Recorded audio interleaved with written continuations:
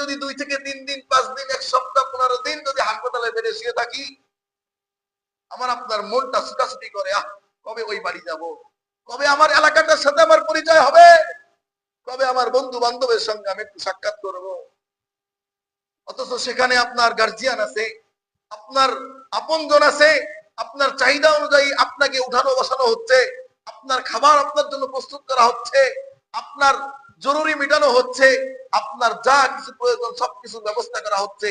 তবু আপনার মন 1 সপ্তাহ পেরিয়ে গেলে হাসপাতালের বেডে আর মনে মানে না, হাসপাতালের বেডে আর থাকতে মনে চায় না, ওই মানুষগুলা, ওই ডাক্তারগুলা, ওই নার্সগুলাকে আর দেখতে ভালো লাগে না, আপনার এলাকায় আসতে মনে চায়। আপনার জনপদের সাথে মহব্বত জমে গেছে, আপনার লোকালয়ের সাথে মহব্বত জমে গেছে, এলাকার সঙ্গে মহব্বত জমে গেছে, দেশের মাটির গন্ধ আপনার অন্তরে জায়গা করে নিছে। আপনার হাসপাতালের বেড আর ভালো লাগে না, মনটা ছুটে গেছে এলাকায় আসার জন্য, মনটা পাগল মারা হয়ে গেছে এলাকায় আসার জন্য, এলাকার মানুষকে দেখার জন্য, এলাকার দোকানপাট গুলো দেখার জন্য, লোকালয়ে একটু হাঁটার জন্য, বাড়ির ঘরটা দেখার জন্য।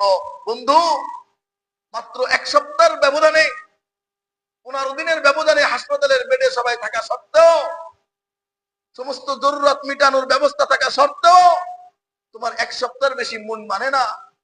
15 দিন হয়ে গেলে মন ছটফট করে বাড়ি আসার জন্য। একটু তুলনা করে দেখো না, কবরের জিন্দেগি কতদিন থাকতে হবে তোমার? কে থাকবে তোমার পাশে? কে ব্যবস্থা করবে তোমার বিপদে?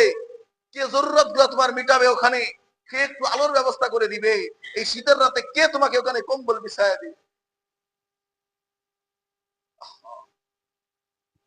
একদিন না, 2 দিন না, 1 সপ্তাহ না, 2 সপ্তাহ না, 1 মাস না, 2 মাস না, অনন্ত কাল পড়ে থাকতে হবে ওই কবরের অন্ধকারে।